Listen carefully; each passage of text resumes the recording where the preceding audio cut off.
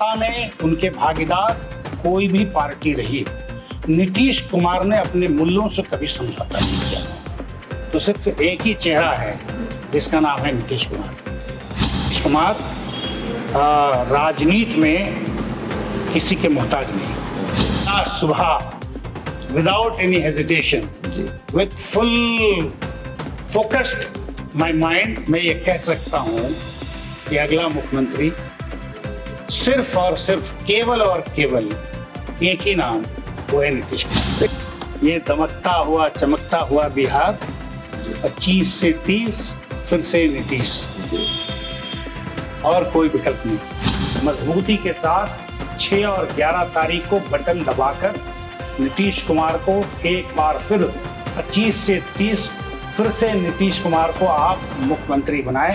क्योंकि आप स्वयं आपके ऊपर गुजरी है, मैं आपको जानता हूं, आपकी व्यथा से मैं अवगत भी हूं, और मुझे इस बात का बहुत दुख है कि आप जैसे लोगों के साथ इस तरह का व्यवहार हुआ, और पीड़ा है, ये जायज़ है, और ये चीज का संज्ञान लेना चाहिए। और नीतीश कुमार ऐसे व्यक्ति हैं कि उनके संज्ञान में कोई बात चली गई तो फिर वो अपने लोगों को भी नहीं बख्शते हैं अगर वो गलत हैं तो। इन चीजों प्रशांत जी के यह कहना कि नीतीश कुमार 25 सीट पे, तो मैं समझता हूँ कि थोड़ा सा वो उनका आकलन, वो बहुत बड़े सेफोलॉजिस्ट कोई हो, कुछ भी हो, आकलन करने वाला हो, लेकिन बिहार में ये फिट नहीं बैठेगा।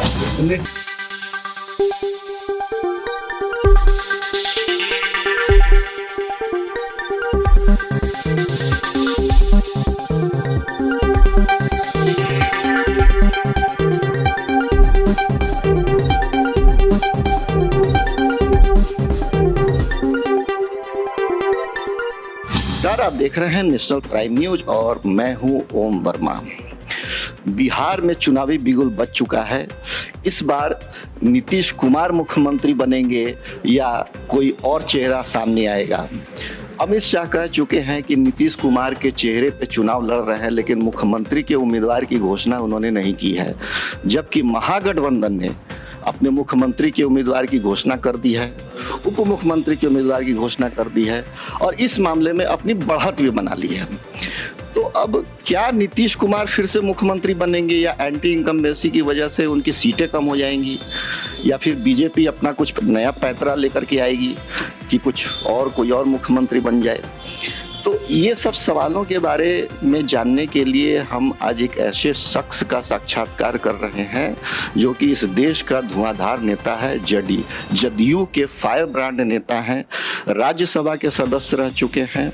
नीतीश कुमार इन पे बहुत भरोसा करते हैं। यही वजह है कि इनको चुनाव में नीतीश कुमार ने स्टार प्रचारक बनाया है, और ये जहाँ जाते हैं अपने बातों से, तथ्यों से जनता को प्रभावित करते हैं। जदयू के प्रवक्ता भी रहे हैं लंबे समय तक। इनका नाम है साबिर अली। मोतिहारी में हमने इनको लपक लिया, हमें पता चला, तो हमने कहा कि इनका साक्षात्कार करेंगे और क्या चुनाव में चल रहा है, क्या नीतीश कुमार मुख्यमंत्री बनेंगे, इन सब सवालों का जवाब पाने के लिए हमने आज इनका समय लिया है। बात करते हैं श्री साबिर अली जी से। आपका बहुत बहुत स्वागत है नेशनल प्राइम न्यूज में। आपका धन्यवाद। आप जदयू के स्टार प्रचारक हैं, और हम पहला सवाल आपसे लेंगे कि 20 वर्षों से एनडीए की सरकार है। बीच में कुछ गड़बड़ भी हुआ था, नीतीश जी चले गए थे तेजस्वी जी के साथ, लेकिन फिर चले आए भाजपा में। मोदी जी का साथ उनको ज़्यादा पसंद था। तो 20 वर्ष हो गए, एंटी इनकम्बेंसी भी है इस बार। नीतीश कुमार की सत्ता पे पकड़ भी थोड़ी ढीली हुई है। बहुत सारे सवाल हैं। हम पहला सवाल आपसे लेंगे कि आखिर 20 वर्षों के बाद भी किन मुद्दों को लेके आप जनता के बीच में हैं, किन मुद्दों को लेके चुनाव में हैं, जनता क्यों वोट दे नीतीश कुमार को? मैं आपके जितने भी सवाल अभी आपने बातें कही, सबसे पहले तो मैं आपको बधाई देता हूँ। एक पत्रकार होने के नाते मैं देखता हूँ इवन नेशनल न्यूज़ चैनलों पर, चाहे वो बड़ा पत्रकार क्यों नहीं हो सोशल मीडिया का, आपके लफ्ज़ों पर कमांड बहुत है। मैं इसके लिए आपको पहले बधाई देता हूँ। लोग बात करते हैं, लोगों को प्रोनाउंसिएशन में भी दिक्कत होती है, बड़े बड़े पत्रकारों को मैंने देखा, इसके लिए मैं आपको बधाई।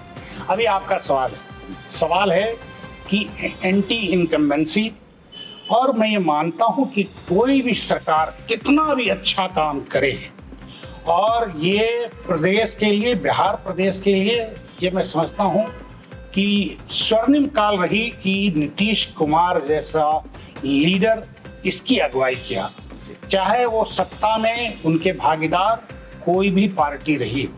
नीतीश कुमार ने अपने मूल्यों से कभी समझौता नहीं किया।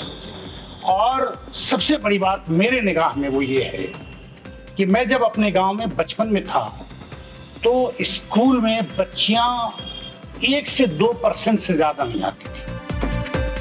मैं आज से 20 साल के बाद जब 2015 में नीतीश कुमार ने सत्ता को संभाला, और ये मैं समझता हूँ, आज कह रहा हूँ इसलिए नहीं कि मैं वो उस पार्टी में हूँ, ये प्रदेश इस बात को और देश इसको याद रखेगा कि एक रिवॉल्यूशन लाया नीतीश कुमार ने कि बच्चियों को घर से निकाला, और सिर्फ 2 इश्यूज पर, पोशाक और साइकिल। ऐसा प्रोत्साहन जब मैं 2010 में मैं अपने गांव से निकल रहा था तो जो बच्चियां फ्रॉक पहन के साइकिल चला के स्कूल 2 किलोमीटर, 3 किलोमीटर, 4 किलोमीटर भी निकल की साहस के साथ और खुशी जो उनके चेहरे पे हुआ करती थी, वो मैं कभी इस बिहार के प्रदेश में नहीं देखा। बिहार का नक्शा अगर बदलने का जो सबसे पहला, अगर कोई कहे मेरे सामने रेखांकित अगर किया जाए तो सबसे पहला कदम था नीतीश कुमार का। अद्भुत फैसला जो आप, उसके बाद क्या हुआ, मैंने देखा कि एक 50 साल की महिला भी साइकिल चला रही है, जिसकी मैं कल्पना नहीं कर सकता कि बिहार में, वो भी गांव में। मैंने पूछा किसी से कि महिला साइकिल चला रही है, किसी की क्या, बोले कि यही नहीं, बहुत सारी ऐसे महिलाएं हैं जो आज साइकिल चलाती हैं बाजार जाने के लिए, सामान लाने के लिए, जो घर से नहीं निकलती थी। ये नीतीश कुमार की बहुत बड़ी उपलब्धि थी, उनके कामों की। अभी आपने कहा कि क्या क्या उन्होंने किया है, मैं समझता हूं कि अगर गिनाया जाए तो 1 घंटा तो समय उनके उपलब्धियों को गिनाया जाए तो भी 1 घंटा कम पड़ेगा। उन्हें बच्चियों को निकाला घर से पढ़ाने के लिए, रोजगार के लिए, महिलाओं का रिजर्वेशन सरकारी में, चाहे वो पुलिस हो, चाहे वो शिक्षक हो, हर डिपार्टमेंट में बिहार उसके लिए इतनी लंबी लकीर खींच दी कि अभी देश, जो भी नई सरकार बनती है, चाहे वो किसी की सरकार हो, चाहे वो एनडीए की सरकार हो या यूपीए की सरकार हो या इंडिया की सरकार, उस पे चलने के लिए वो बाध्य हैं। Is compulsion for them to work on it. बहुत बड़ी बात नीतीश कुमार ने किया। अभी जो महिलाओं का, वो महिला जो कम पढ़ी लिखी हैं, गांव में बेरोजगार घूम रही थी, उनको केंद्र में, आंगनवाड़ी में और दूसरे संस्थाएं बनाकर उनको रोजगार दिया, उनको प्रोत्साहन दिया कि तुम घर से निकलो तो सिर्फ चूल्हा फूंकने के लिए नहीं, तुम्हारी भी उतना ही हक है जितना पुरुष का है कि इस दुनिया को देखो और अपने कामों को करो। बिहार के इस बार चुनाव में क्या होता था, इससे पहले जब भी हम लोगों ने देखा तो 2 गठबंधन होते थे, महागठबंधन और एक भाजपा का गठबंधन एनडीए। दोनों गठबंधन में ज्यादातर पार्टियां समायोजित हो जाती थी और चुनाव 2 तरफा होता था, यानी 2 कोणीय होता था। इस बार जन सुराज प्रशांत किशोर मैदान में है, 3 वर्षों से हैं, बहुत बड़े मुद्दे उठाए हैं, है ना। उनके मुद्दों को दरकिनार हम नहीं कर सकते हैं, उनके मुद्दे जनता को रिझा रहे हैं अपनी तरफ। तो मैं सर से पूछना चाहूँगा, साबिर अली जी से, स्टार प्रचारक जदयू के, कि प्रशांत किशोर कितने बड़े फैक्टर हैं, नीतीश कुमार को कितना चोट पहुंचाएंगे? वो दावा कर चुके हैं कि मात्र 25 सीटें जीतेंगे, क्या लगता है कितनी सीटें जीतेंगे? नहीं, देखिए 2 चीजें हैं। राजनीति, एक बिहार की राजनीति की अलग एक इतिहास है, यहाँ बहुत सारे फैक्टर हैं। लोग जब एनालिसिस करता है, शहर में बैठकर, वो गांव घूमे हैं प्रशांत जी, और समझदार व्यक्ति हैं, एनालिसिस भी करना जानते हैं, लेकिन बिहार के एनालिसिस सिर्फ एक पैरामीटर पे अगर किया जाए तो गलत हो जाता है। वो फैक्टर हो सकते हैं, मैं उससे डिनाई नहीं करता हूँ, लेकिन इस इलेक्शन में वो बहुत इंक्रोच कर पाएंगे, मैं इसको नहीं मानता। उसकी वजह यह है कि बिहार जिन परिस्थितियों को देख चुका है, मैं तथ्यों के साथ बात कर रहा हूँ, यहाँ कास्ट का कॉम्बिनेशन, सोच का कॉम्बिनेशन, गांव का कॉम्बिनेशन, शहर का कॉम्बिनेशन, पढ़ा लिखा का कॉम्बिनेशन और कम पढ़ा लिखा का कॉम्बिनेशन, महिलाओं का कॉम्बिनेशन, ये सब फैक्टर एक साथ राजनीति के वोटिंग के दिन काम करती है। और जो आदमी सिर्फ किसी एक बात पर, किसी एक इशू पे, उनकी इशू सही भी हो सकती है, गलत भी हो सकती है, मैं उस पर टिप्पणी नहीं करना, समझदार व्यक्ति, पढ़े लिखे हैं, लेकिन राजनीति मुझे भी 35 साल हो गया देखते हुए, और बिहार की नहीं पूरे देश की। हमने वो राजनीति जहां वोटिंग होती है मैं देखता हूं, हर प्रदेश का अलग अलग एक समीकरण होता है। बिहार के समीकरण सिर्फ एक जगह नहीं है, 7 से 8 हिस्सों में बटा हुआ है, और जब वो एकत्रित होता है वोट से एक दिन पहले, फिर उसका परिणाम आता है। इसलिए इस परिणाम में प्रशांत जी के कहना कि नीतीश कुमार 25 सीट थे, तो मैं समझता हूँ कि थोड़ा सा वो उनका आकलन, वो बहुत बड़े सेफोलॉजिस्ट कोई हो, कुछ भी हो, आकलन करने वाला हो, लेकिन बिहार में ये फिट नहीं बैठता।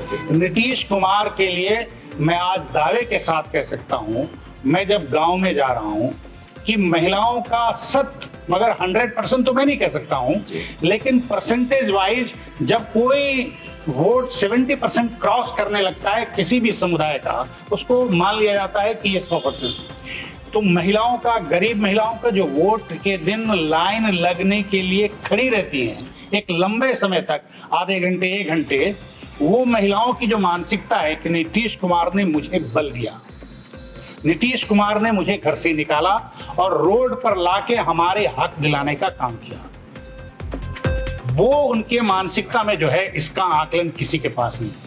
मैं ये समझता हूं कि नीतीश कुमार इससे पहले जितने भी इलेक्शन हुए उससे ज्यादा मजबूती के साथ, और देखिएगा रिजल्ट, उसके बाद मैं आपके साथ बैठने को तैयार हूँ, उससे सबसे ज्यादा बेहतर इस बार होगा। मैं ये मानता हूँ क्योंकि गांव में महिला 50% है, 49% है, और उनका परसेंटेज ऑफ वोट्स ज्यादा रहता है मर्दों के बनिस्बत। मर्दों का इधर उधर जाना, अस्कत आ जाना, बैठ के गप मार के समय को बर्बाद कर लेना, महिलाएं अगर किसी चीज को ठान लेती हैं तो वो कर गुजरती हैं। और इस बार बिहार प्रदेश की वो महिलाएं जो एक्चुअल वोटर हैं, जो निकल के देती हैं, उन्होंने ठान लिया कि फिर से नीतीश कुमार। अच्छा, मतलब महिलाओं के फेवरेट है नीतीश कुमार। उन्होंने किया है जी, 20 साल उन्होंने जो महिलाओं के लिए और बच्चियों के लिए किया है, मैं समझता हूं पूरे हिंदुस्तान में आजादी के बाद से आज तक किसी प्रदेश का कोई सरकार उतना नहीं। यह तो 2020 के भी चुनाव में देखने को मिला था कि जब कहा गया था कि काफ़ी सारी दिक्कतें हैं,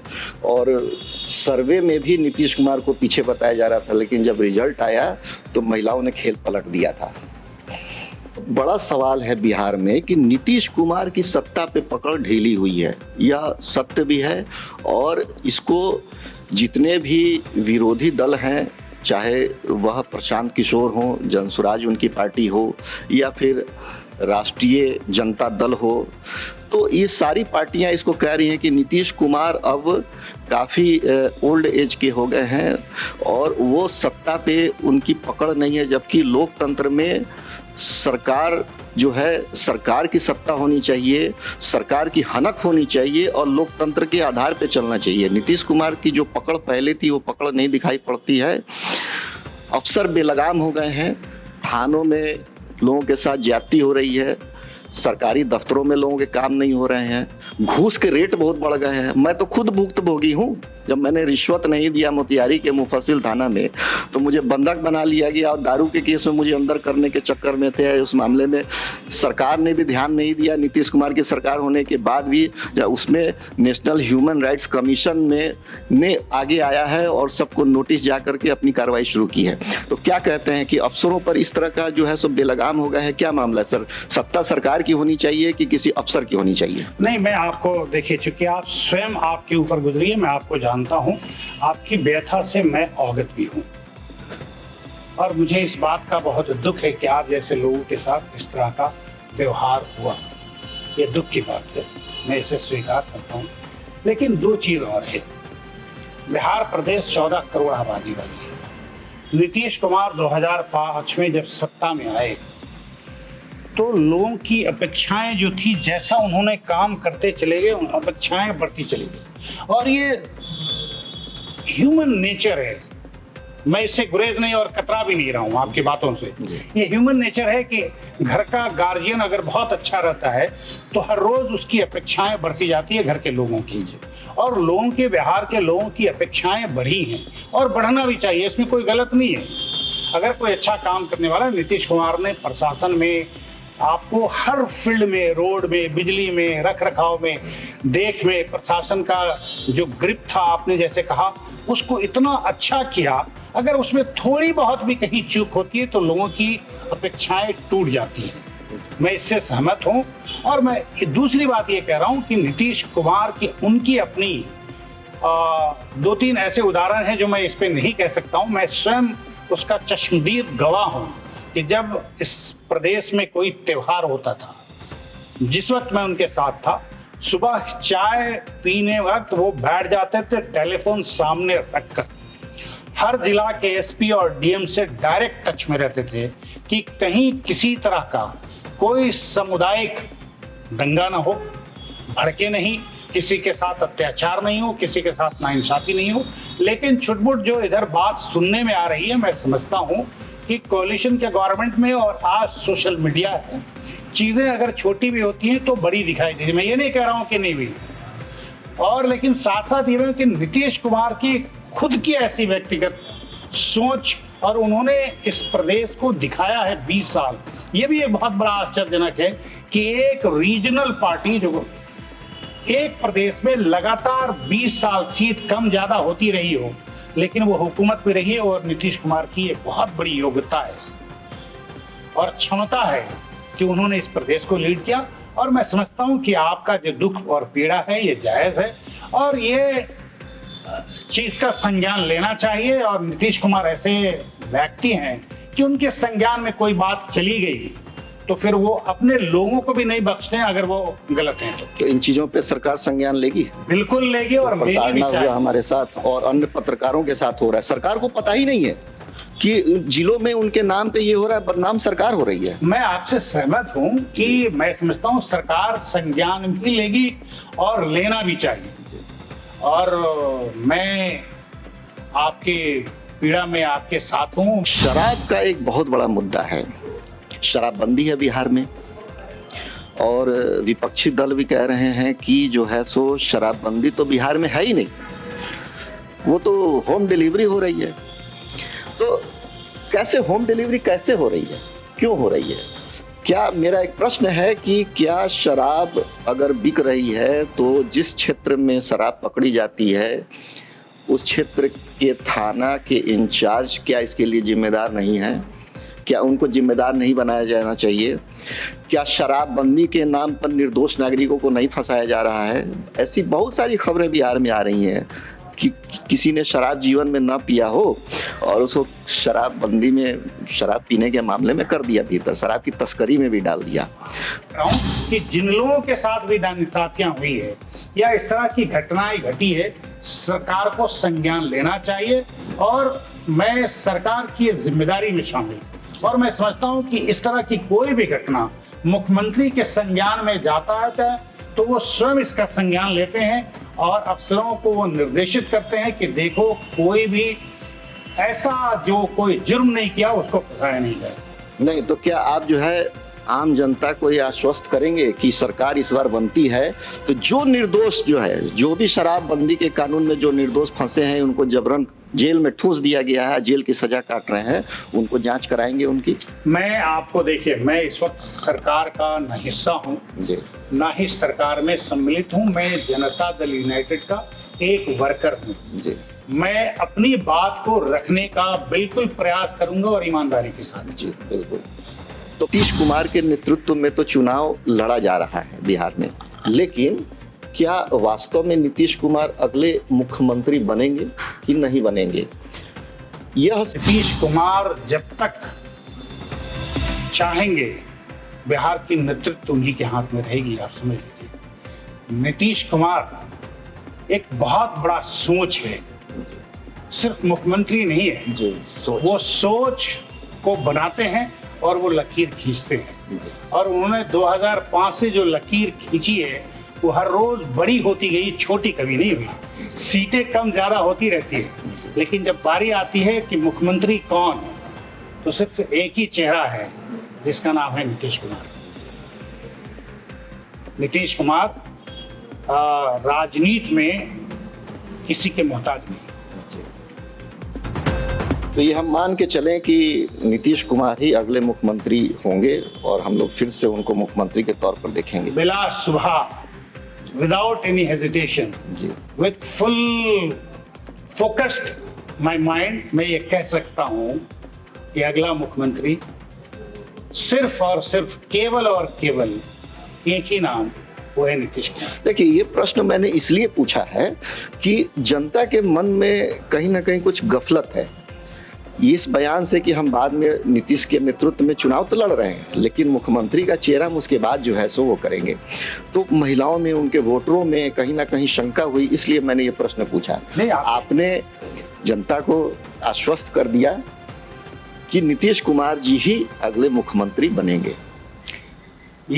शायद ये आपकी बात सुन करके नीतीश कुमार के सपोर्टर, बिहार की जनता खुश होगी कि जो है सो नहीं, हमें नीतीश जी ही अगले मुख्यमंत्री के तौर पे दिखेंगे।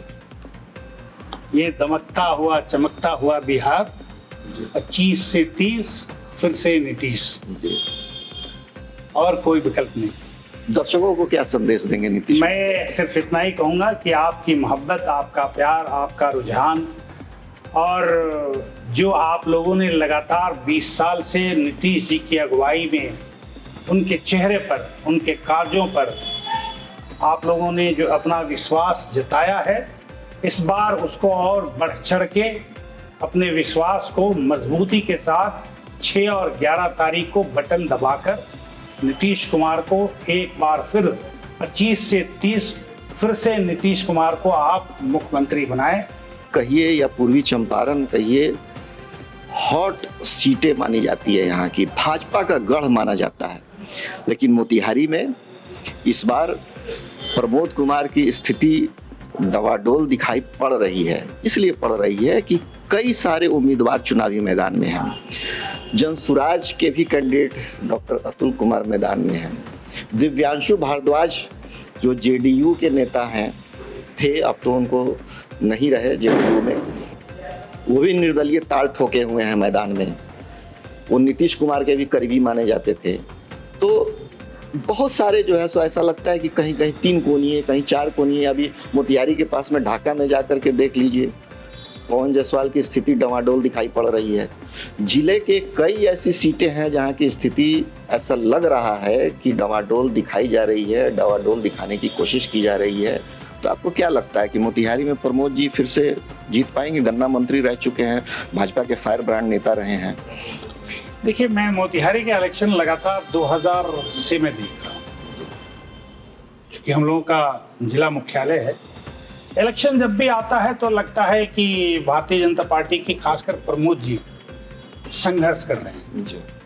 लेकिन रिजल्ट उसके विपरीत आती है।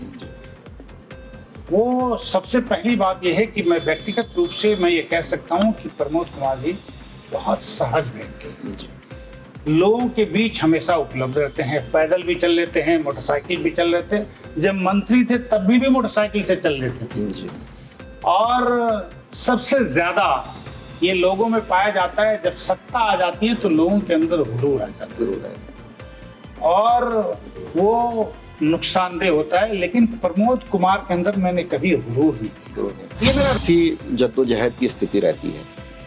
महागठबंधन यानी तेजस्वी यादव के नेतृत्व में जो महागठबंधन चुनाव लड़ रहा है, उसका दावा है कि मुस्लिम वोट बीजेपी को नहीं मिलेगा या नीतीश कुमार को नहीं मिलेगा, नहीं मतलब एनडीए को नहीं मिलेगा। तो इस पर क्या कह रहे हैं मुस्लिम वोट? हालांकि मैं फील्ड में घूमा हूँ और मेरे ख्याल से जो न्यू कमर हैं, छात्राएं हैं, महिलाएं हैं, नए उम्र की जो हैं, तो उनसे पूछा तो वो बताने के बजाय बताया कि अंदर हम किसको वोट देते हैं आपको क्या पता है ना। इसी नीतीश कुमार सामने खड़े थे। नीतीश कुमार के साथ मुसलमानों का एक बहुत बड़ा जंग आज भी खड़ा है, कल भी खड़ा था और ये 15-20 साल में लगातार उनके साथ रहा है। उन्होंने उस तरह का काम भी किया, लेकिन मुसलमानों का वोट इस वक्त मजबूर है। मैं जिस शब्द का प्रयोग कर रहा हूं बड़ा हार्ड है जी। एक तरफ ये है कि वो सोचते हैं कि ये मेरा वोट है नहीं और ये मुझे देगा नहीं, और एक तरफ ये सोचते हैं कि ये कहाँ जाएगा। तो उस चौराहे पे खड़ा है मुसलमान कि एक कह रहा है कि मुझे देगा नहीं, और देगा नहीं तो प्रयास नहीं है। एक कह रहा है कि मुझे प्रयास करने की क्या जरूरत है, उनके बीच जाने की क्या जरूरत है। और ये मानसिकता जो मैं कह रहा हूं ये इंटरनल है, नॉट ओनली, सिर्फ ये कहने के लिए नहीं है। ऑन ग्राउंड एक गांव से लेके और पटना के गलियारे तक, बड़े कोठियों तक यही है, सोच भी यही है कि एक कहता है कि मुझे मिलेगा नहीं, दूसरा कहता है ये जाएगा कहाँ। तो ये वोट मजबूर हो गया है। मुसलमानों को ये सोचने का ये कि अपने वोट को मजबूर नहीं मजबूत बनाओ। जीव के फायर ब्रांड आप नेता हैं, आपने हमें इतना वक्त दिया। आपको कौन देश में ऐसा शायद ही कोई नेता हो जो आपको नहीं जानता हो। प्रधानमंत्री नरेंद्र मोदी जी भी आपको नाम से पुकारते हैं। अमित शाह को आप बहुत प्रिय हैं, नीतीश कुमार को भी आप बहुत प्रिय हैं।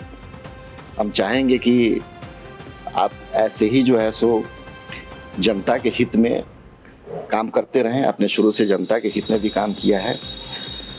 साबिर अली जी, आपका बहुत बहुत धन्यवाद कि नेशनल प्राइम न्यूज के लिए आपने मेरे अनुरोध पर हमें समय दिया। हम इसके आपका बहुत बहुत धन्यवाद। आपके न्यूज़ चैनल को मैं बधाई देता हूँ।